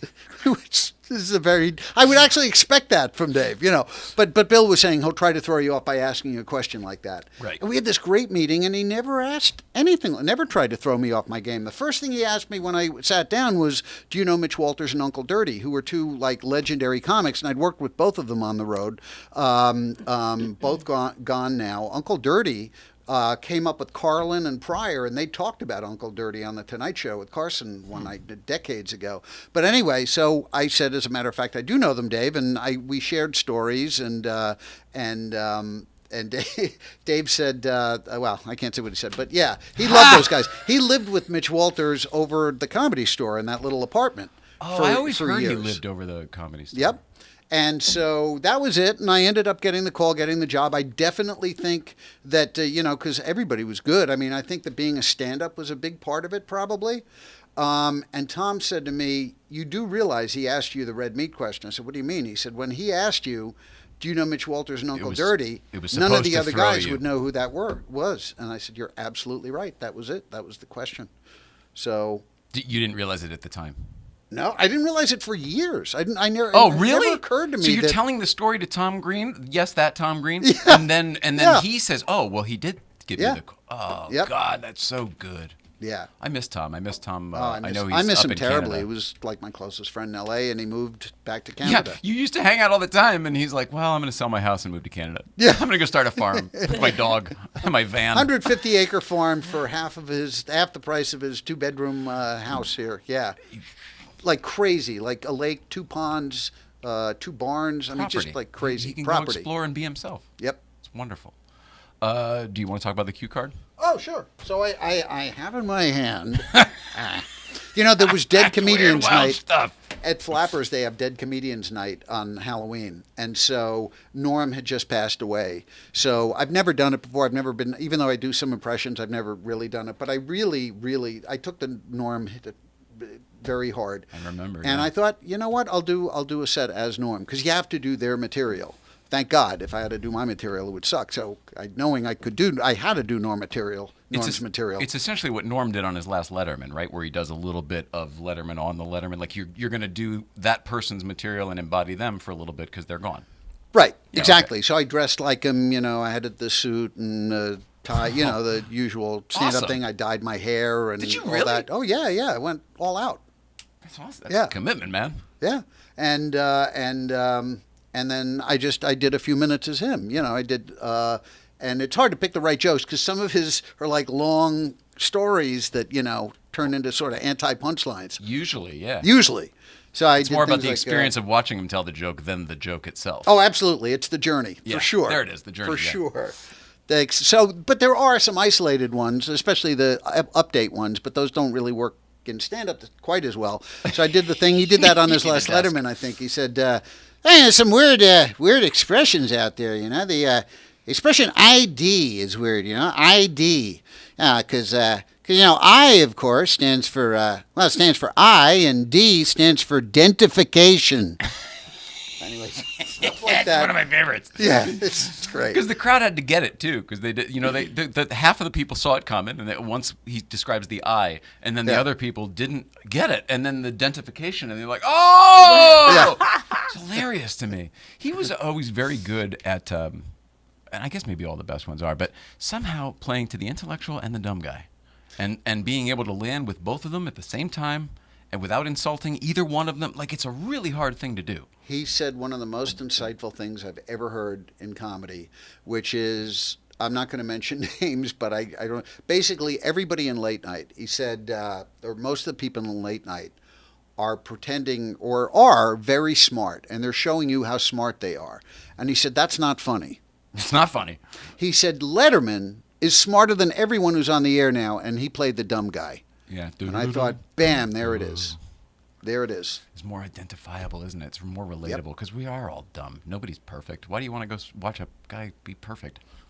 Perfect very and entertaining. smarter than you. It's, Yeah, I mean, you're a dick. Yeah, I don't you're a wanna dick. watch dick. You're one of those East Coast leftist elites. No, you make a good point too, because Johnny and Letterman both had that sort of like, they always talk about it, the Midwestern sensibility. Yep. They're very likable, very affable, very. You can plug them in anywhere, they'll work. Yeah, and Norm, by the way, was that guy too. Conan, I was the guy who's from the University of Science there, Conan's like, wait a minute, what? One of our most respected, learned institutions. So Norm plays the dumb guy, and he's super smart, So I thought it was a really interesting observation. Funny and you true. say that. Norm did that on purpose. He would intentionally mispronounce words. Yep. Just to kind of get people along the ride. You know what I mean? Like, just make sure they got in the car so that he could take them somewhere. Yeah. Yeah, that's interesting. That was one of his, and now, So of he knew course, what he was doing. This would be super offensive, but maybe I can tell it because it's Norm. But Yeah. it's not super offensive. And he's but gone. You got to be careful. Yeah, I think about all the things in his act he Can't couldn't cancel do now. him. Yeah. He couldn't do now, and he tells a story about. I moved to this new building, I better tell it quickly. I met my neighbor, He said, "What do you do?" I said, "I'm a nightclub comic." I said, "What do you do?" He said, "I'm a professor of logic." I said, "Logic, eh? What's that?" So, there it is, acting dumb. He said, "Well, it's a series of syllogistic." He said, "I can't really explain it. It'd be easier for me to give you an example." I said, "Oh, sure, give me an example." He says, "Well, do you have a dog house? Do you have a dog?" I said, "Yeah." He said, "Do you have a dog house?" "Yeah." "I do, as a matter of fact." He said, "Well, so I assume you probably have a family?" "Yes." He said, "And you have a wife, a woman?" "I do, in fact." He said, "So you see, just from finding out that you had a doghouse, I was able to infer that you're a heterosexual male." He said, "Well, by God, that's amazing. But I got to go. Maybe come over some night. We'll have a chicken." So I go down the bus, and I'm talking to myself. I go down the bus stop there, there's a guy there waiting, and I said, "I had an interesting day. I just met my new neighbor. He's a professor of logic there down at the University of Science." And the guy says to me, he says, "Logic, eh? What's that?" I said, "Well, it's a series of, I said, "I tell you what, it'd be easier for me to give you an example than explain it." And the guy says, "Okay, sure, give me an example." I said, "Well, do you have a dog house?" And the guy goes, No, I don't have a dog house." I said, "Oh, you must be one of them gays." No, I knew that Not one. my joke. I knew that one, but I'm so glad you took the time to take it, to tell it. You didn't rush it where you could have rushed it. I tried not to rush it. No, it was Yeah. great. So jokes. I miss Norm Macdonald. I miss Gary him so Shandling. much. I miss, like, there's just so many. I mean, I guess I feel like Letterman and all those guys used to talk about when the Rickles died. Yep. He was like the last one of that generation, and I guess I I love that generation. Me And too. we're losing them. Me too. We're losing. I'm not them. ready. That's what it is. I'm not ready. Hold me, Gabe. Well, we lost so many in such a short period of time. That's too. Yeah, Gilbert too. Recently. Oh God. Bob Gilbert, Saget, obviously. funniest. And now, of course, these days the two I really wish were around were Hicks and Carlin. We need them For the voice. Boy, do we need them. Yeah. Well, you know what's funny? Both of them. We watched the Carlin documentary. You probably did too. So good. And then Hicks, I'm just so well versed in his material. Everything they said then is appropriate now. Yep. We almost don't need fresh stuff. We need to revisit the old stuff. Make sure everyone sees it. Everybody's, I don't know if that a lot works. of people are posting the Carlin pro-choice, pro-life clip. They only care now, and then they Yeah, don't yep. give a fuck. Yep. Yeah, it's amazing what he would have to say now, man. Did you ever work with him, Carlin? No, but I grew up a block away from him. If you open the Class Clown album, He's that's your the Meg block Ryan. next to me. When I was 8 years old, a woman, Mary Carlin, old woman, when I was a little kid, would sit downstairs and tell me stories about her son George. Come on. Hand to God. And I was trying to get in touch with Kelly about this, actually, to tell her that I knew her grandmother. And she would tell me all these stories about George, and that got me to buy my first comedy album, which was a Carlin album, when I was like 13 years old. His mother talked you into buying her son's Well, I album. mean, she told me the story. Oh, he's a comedian, and so Yes. then I did some... But you didn't see the billboard or buy it in Tower Records. The woman told you herself. Yeah, That's amazing. And my son's a comedian. Well, because it was before I was going to record stores, she was telling me about him. I was a little kid. But to the rest of us, Carlin's like a god. Now God's mom's being like, you should check out my God's son. mom. Exactly. And, you know, she's telling me all sorts of things, that he used to dress up as Mae West and do impressions of her. And Because the you know, early Carlin was impressions, and Yeah. he was characters. He was characters. And so I did a thing called Caroline's Comedy Hour for A&E. I Loved did it. a stand-up set. I We did were that show obsessed with it. 3 times, and it was great. Once with Hicks, in fact. Dude. Yeah, I did it with Hicks, and it was, I'll never forget, it was the sickest I ever was on stage. I had 103. And Fever? Yeah, at 103, and it's one of these things, and it, you know, I think pretty much every performer knows this, that when you're up there, you forget it all. You're fine. And the second you get off camera or off stage, you just collapse. Sick as a dog And, again, yeah, yeah. sick as a dog. And it was like that.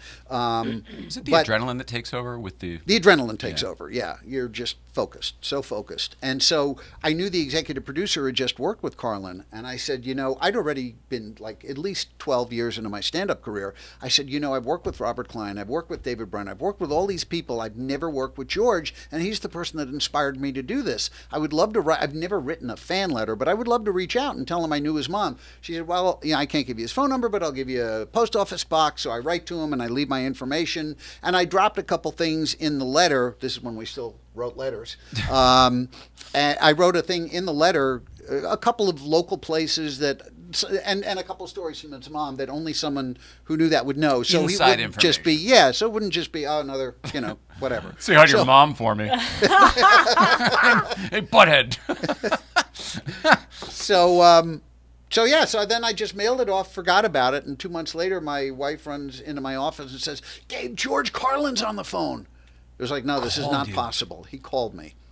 And I got on the phone. We talked for about 2 hours about the neighborhood, about guys we knew in common, about my career, about his career. And it was so exciting. And then about 5 years after that, when I got Letterman, I finally met him when he did the show. I never did get to work with him, but on Letterman. And then so it was like coming full circle from, you know, it being a child to then that letter and then meeting him on Letterman. So That's that was really cool. Freaking awesome. I'm so glad that we ended up getting to that, because that is a great story. Thanks. Yeah, I've actually never told that story on any show. So thank you. You hear that, Mike? And then after 2 hours, Carlin said, so how do you think it's going? Yeah, that's right. That's right. What about Pryor? Because I just put those two guys up there from the same I never generation. met him. He was a West Coast guy. A lot of the West Coast comics. The beautiful thing in the 80s and early 90s was there was so much work for comics. Like I never had to leave what they call the tri-state area, New York, New Jersey, Connecticut. yeah. It was so much work. Once in a while I'd go to the Midwest or Florida or something, or do a cruise if I wanted to get away in the winter. But for the most part, I never had to leave, go that much on the road. Weekend in Connecticut, hit Treehouse and Hit the Treehouse all the time. Bananas in all the Poughkeepsie time. on Route 9 in there. Poughkeepsie, and they had one in Fort Lee originally. Oh, which right over the bridge. Yeah, I used to work there with Dom Herrera all the time. No way. Oh yeah. Oh, he's a classic. Yeah. Yeah. Bananas. I think I saw Jimmy Fallon at Bananas once Oh, when he wow. was a kid. The one in Poughkeepsie on Route 9. Yep. It was a Holiday Inn. You remember that? Yep, It was a Holiday Inn I where sure they do. would just use the room. Yeah. I heard they sold it. That it's somebody, but it's still there. Still a comedy club? Oh, good. I mean, it was hear. there for 30 years, 40 years, something Oh, my like God, that. yeah. At least. Yeah. Got to be 40 years. But meanwhile, it's the Holiday Inn. Bananas at the Holiday Inn. So good. As Dave would we say, used to have good clients gig. play there, and we used to book national radio spots around that. I didn't know it was a holiday. Oh, Treehouse Comedy Club was the exact same thing, and that was a little hole. It was in Westport at one point. I think it was in That's New right. Haven or Bridgeport Moved or something. around It a moved around. bit. Yep. It's not around anymore, is it? Treehouse I think it was is. like- I think one of them. Really? Wait, the Treehouse? Yeah, Treehouse Comedy. Yeah, I believe it is around. It was like the bigger I think one so. in Connecticut. A lot of well-known people started there too. Yeah, exactly. Yeah. In the 80s and 90s, Yep. it was jamming. When Caroline's Comedy Hour was on. Right. When that was, is that what you said? Or A&E at the Improv? Which For one did A&E, you do? Caroline's Comedy Hour. Okay. Yeah. I confused the two. There was A&E at Well, the they were Improv. both. You're and right. there They were was both on A&E. Caroline's Comedy. Yep. All right. Is there anything else we want to? Oh yeah, bring it out. Bring it out. So, I have Very subtle, by the way. Very subtle. That was awesome. yeah. Like I love when you bring semaphores. cue cards. Semaphores. So these were written by, well, they weren't written by Tony, but they were printed by Tony Inky Mendez, Oh, wow. who I absolutely adored. Oh, Dave's man. cue card boy, who was actually older than Dave. That's right. He was like a year older or he was something. like, yeah, a year older.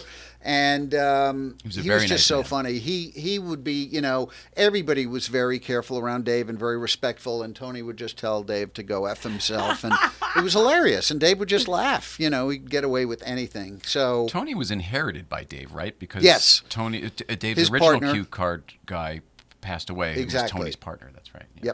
Yep. And it was very nice. He really took care of him. Life sort of works out sometimes. A bad situation can turn into a good thing. Yep. He was there for years. So, boy, these are going to be really old. Just realized.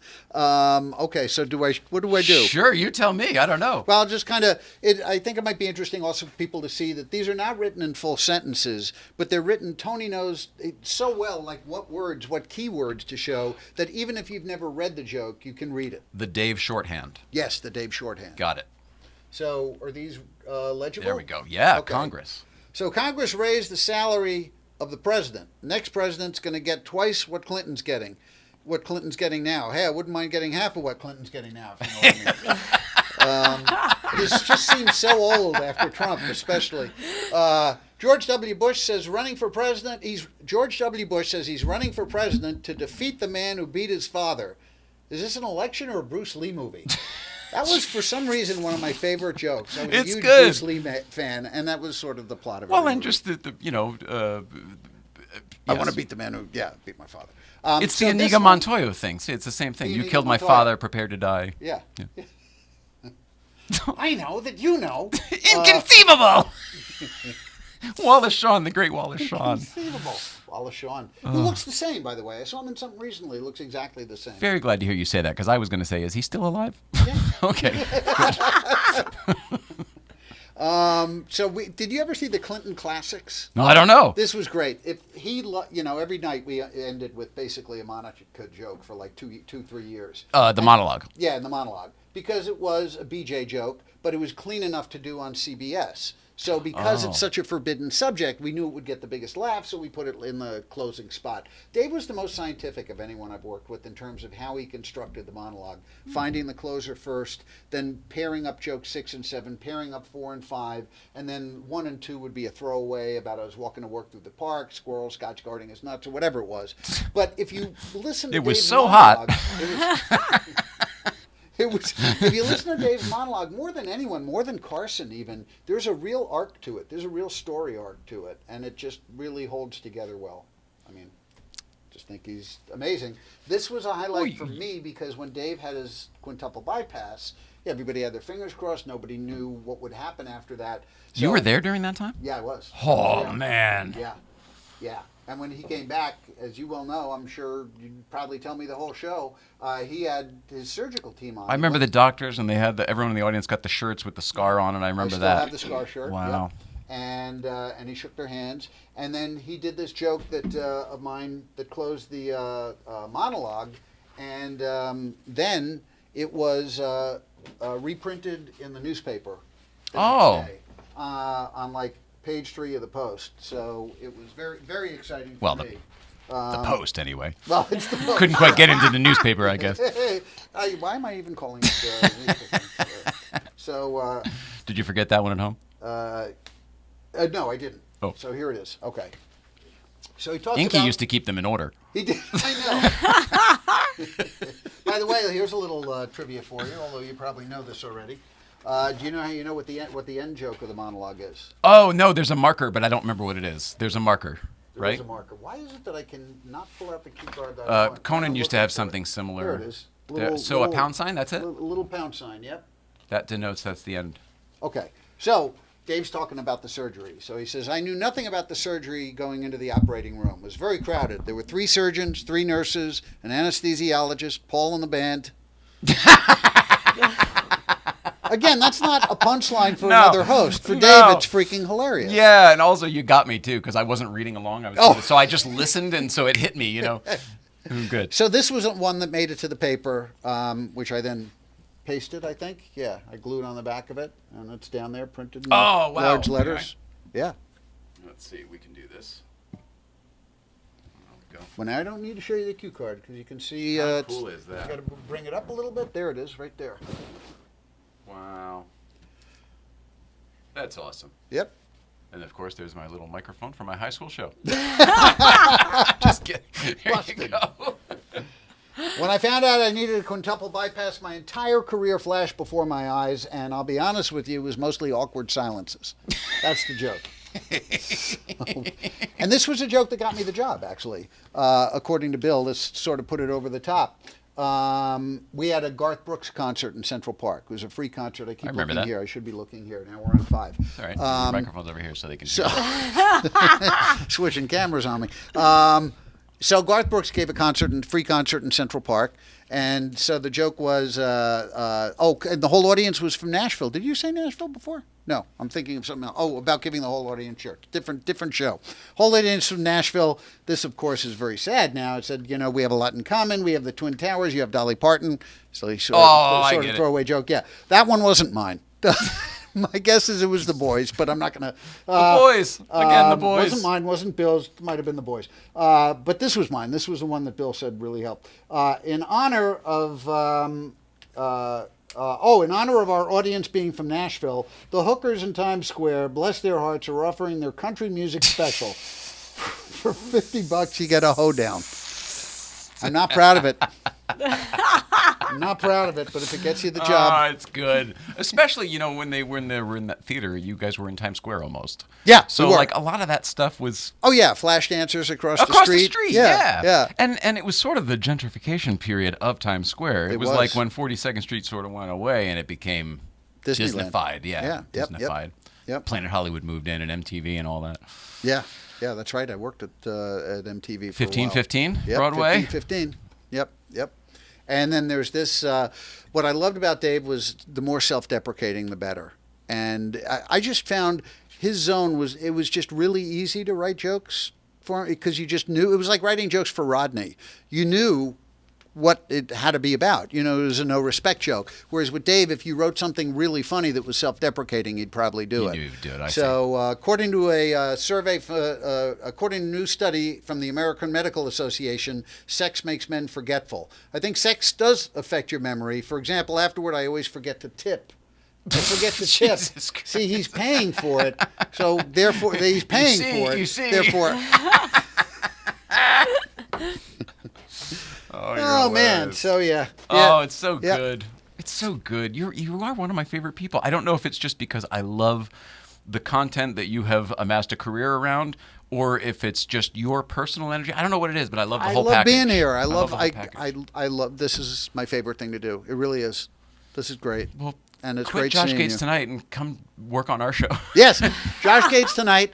This week on Wednesday, I will be. I did not write that show, but I will be playing the foreman of the demolition crew that breaks that's into funny. Al Capone's vault on Wednesday. But last week was my thing at the Magic Castle. Yeah. It's called Behind Closed Gates, and I play 4 different characters. I play a Russian Bond villain, a pizza delivery guy. I play myself doing something else and something else. Anyway. You have to be yourself at one point because Josh has to. What? I didn't Yes. know you were into this. And oh yes, absolutely. And beyond that, yeah. Okay, cool. Yeah. All right, it's a good one.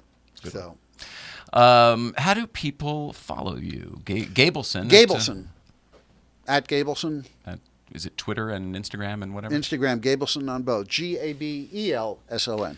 We are doing live shows. We are going to be taking the show on the road. We're going to be doing Really? Mhm. That's awesome. We're doing. That's great. The first one is at the Marconi Automotive Museum. I'm trying to say that again. And it's Cars and Comedy. Reggie Watts is in. Adam Ferrara is in. We're going to be having some fun. And I need to learn how to stand up and tell jokes. So I might need your help before that. Absolutely. It's 2 months away. I might need to learn how to write some material. I I'll do the work, performed- but I don't understand the formula. Well, yeah. We'll talk. Cool. We'll talk. Oh, and so where is that? Where's the theater? Well, it's going to be among a huge auto collection at this Right. museum. Okay. It's I don't know where it is. Orange County, someplace. I forget what town. Tustin, maybe. And Reggie Watts, you said? Mm-hmm. That's awesome. Wow, Well, what a he's show. He's a good friend. So Oh, he's gonna. still, The first it's two people I amazing. asked were Reggie and Adam, and I figured those are good people. Now I'll go to Leno, ask him if he wants to do it. Yeah.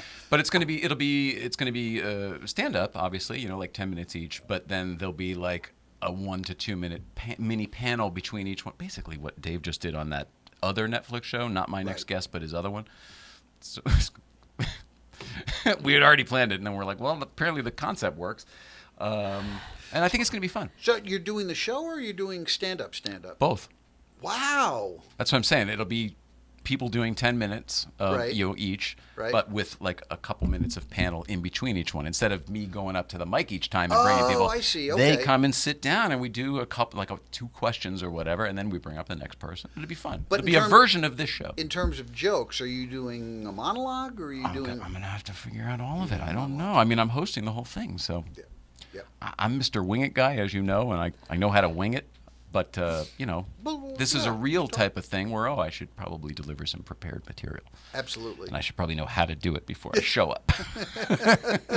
So, I did a college in the late 80s, I think, and Adam Ferrara was a student. And he told me later that I'm not telling tales out of school. You can ask Adam. I already know this, and he's told me, and I've told you hello for him because he's told me. So you go ahead. I'm not going to say it then. No, go ahead. Yes, it's not. I'm not going to say it. I had forgotten that we had discussed this. No, you should. I have my Adam memory Ferrara is a has sieve. told me completely separate that you are one of the first people who gave him any type of support's the wrong word, but encouragement in this business, and he says he thinks the reason he's doing it today is because of you.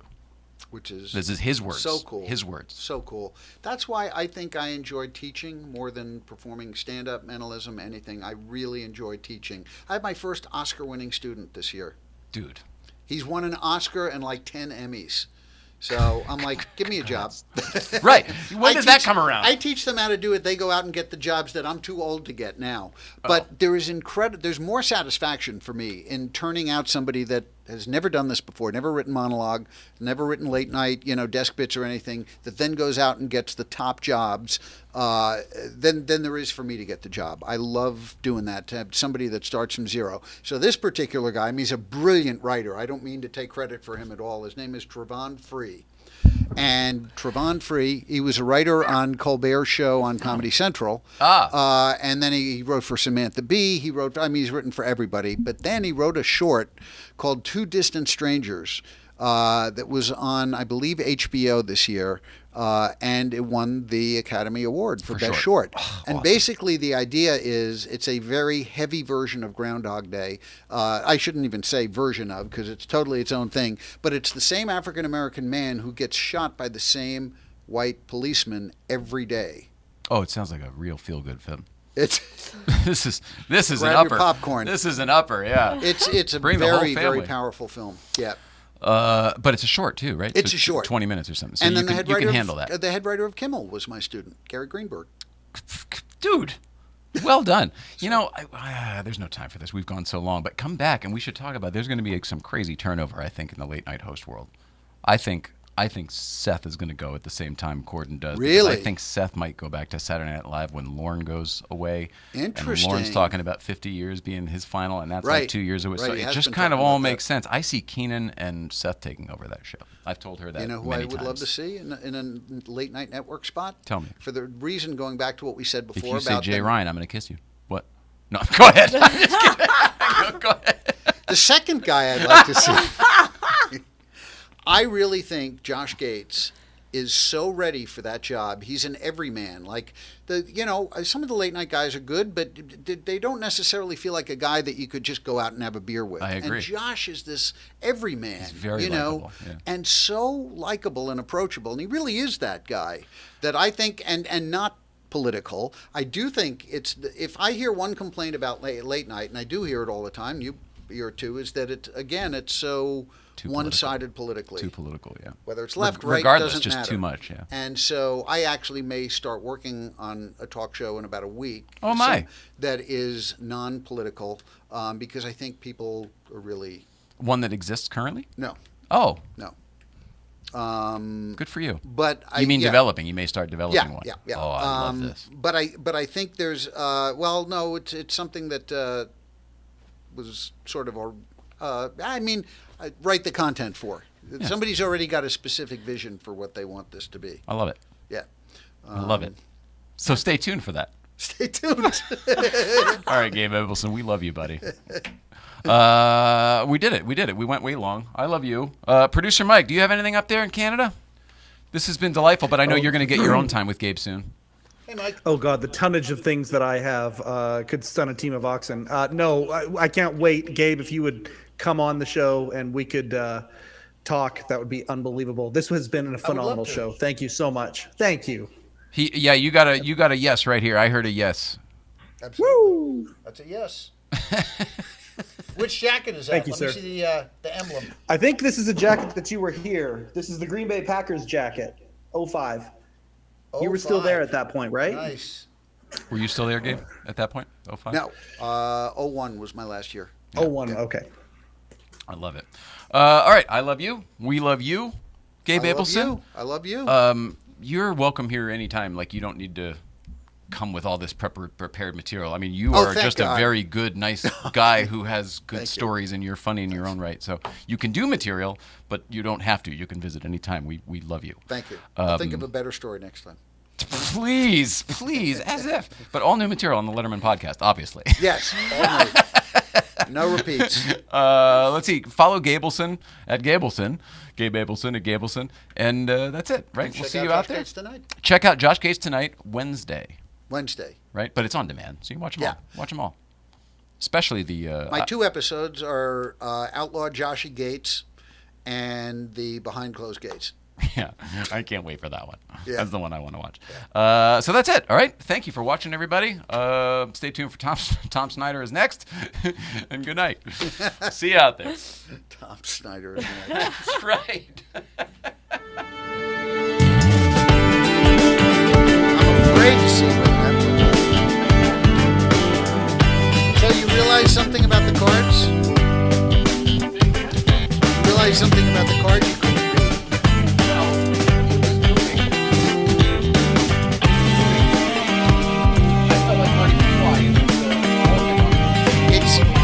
They don't move. The letters don't move. But if the light is correct, there's no hesitation to read what's there. It's because if the light is not right, it's going to look like that. But they don't move. They don't move.